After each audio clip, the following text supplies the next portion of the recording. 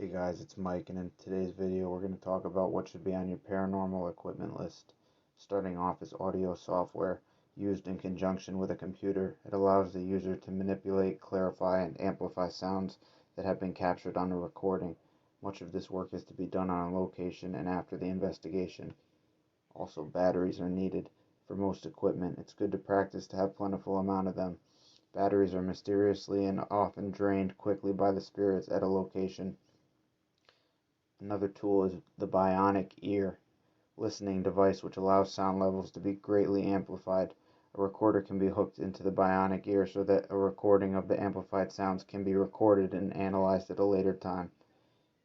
A camera, 35mm digital instamatic, used in an attempt to capture paranormal activity and/or document significant parts of an investigation.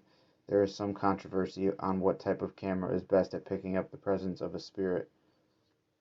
Another tool is a compass, a good indicator of changing magnetic energy fields. The needle will often swing erratically when encountering shifting energy fields. It also helps you to keep your bearing when investigating outdoors, on large properties, or orienting your team in unfamiliar areas of a dwelling. Crystals have the ability to transfer energy, to retain it, to maintain its intensity, to focus and transmit it. They're often used for communication, healing, meditation, awakening, increasing psychic abilities, mental capacity, and clarity of thought. Can increase or enhance teleportation, telekinesis, and magnetic force fields. Another tool to have is dowsing rods, used to focus and detect the energies of a single user and the nearby entities that wish to communicate through a yes or no format. The rods are L-shaped and held by sensitives when asking questions. The rods will normally cross for a yes confirmation and move away from each other for a no answer. Another tool to have in your equipment box, etc., is an EMF meter, which measures electromagnetic fluctuations and frequencies in the area of the meter.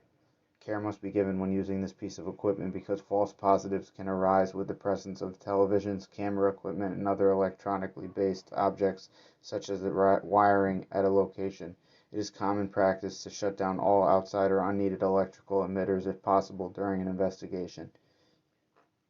Another tool to have is a flashlight, which illuminates dark areas that are being inspected.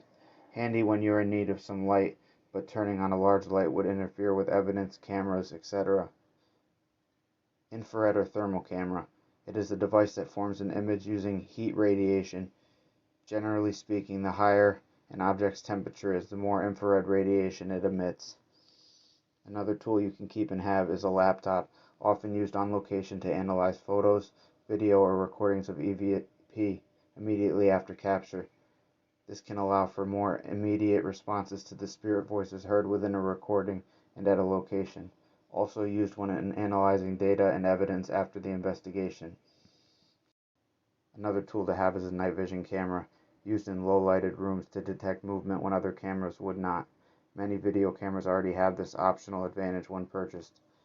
Another tool and necessity to have is a notebook, easier to cart around and take notes on while moving through a location. Important pieces of information such as time, equipment readings, individuals' presence, temperature, fluctuations, specific activity or noises, and feelings can be noted and later transcribed into an investigation report. Another tool and slash necessity to have is a Ouija board, used to contact and communicate with entities on the other side.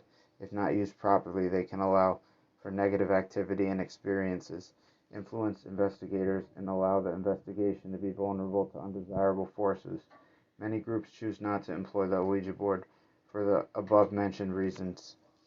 Another tool is the Ovilus, a communication device pre-populated with words to allow for easier spirit communication. Most models emit EMF readings and can be set to various models in an attempt to communicate in different ways, keying in on spirit's ability and level of communication, as well as perhaps the environmental nuances of a specific location. Another tool and necessity to have, really good to have, is a spirit box, based on a constant scan of AM or FM radio frequencies, allowing spirits to use fragments of the noise produced to create words and phrases for real-time communication. Most units can adjust the pace of continuous scan This is widely used with good results and widely criticized as well. Another tool to have is a thermometer, remote, digital, or infrared, used to measure temperature fluctuations in an area signifying possible unseen activity or an area to focus investigation efforts on in order to capture paranormal activity. Fluctuations can be as little as 5 degrees or as much as 40 or more. Something else to have on you is a voice recorder, digital or analog. Record sounds to include those not always heard by the human ear, often used in stationary or sitting where specific questions are asked and directed by investigators. Some think that these units can be turned on, left unattended, and record for long periods of time. This, however, is not recommended because without an investigator present to note specific occurrences, movements, and noises, it allows for too many false positives. Many of these recorders also have voice-activated setting. The recorder is self-activated only when it hears a sound, which use of is not recommended since spirit voices are often not significant enough to trip the unit into recording mode. There is some controversy of which type of recorder best suits the capture of spirit communication. So the last tool that's necessary to have on you while ghost hunting per se is a video camera, digital or analog.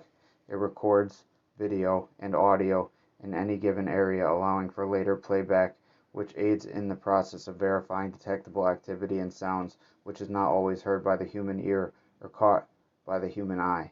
Use of this equipment is also integral in verifying the whereabouts of investigators.